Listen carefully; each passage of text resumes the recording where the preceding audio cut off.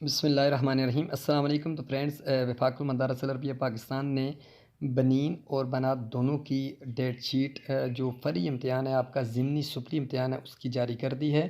पहला पेपर जो आपको होगा, पहले मैं आपको जो बता रहा हूँ बनीन की है, आपके सामने अब बनात की भी शो हो जाएगी आगे जाकर। तो आपका जो 31 मई को इम्तिहान शुरू होगा और 2 जून को ख़त्म होगा, यानी कि 3 ही दिन होता है। आपको पता है पहला पेपर जो आपको होगा सुबह वाला, तो वो 8 बज के 11 मिनट 11 बजे ख़त्म होगा, 8 बजे शुरू होगा। और दूसरा जो शाम को होगा 2 बजे शुरू होगा और 5 बजे ख़त्म होगा।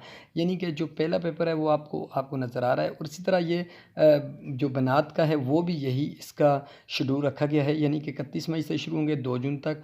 ये भी 8 बजे शुरू होगा और 11 बजे ख़त्म होगा, 2 बजे से शाम 5 बजे तक शुरू होगा।